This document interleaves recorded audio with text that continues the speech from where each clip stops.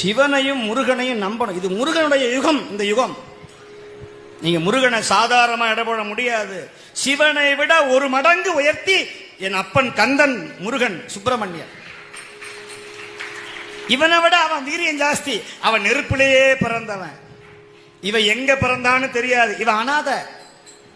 அவன் அனாதிக்கும் அனாதி, ஆதி அந்தமில்லாத ஆறுமுக கடவுள் என் அப்பன் வேளன், குகன், சண்முகன், சடாட்சரன்.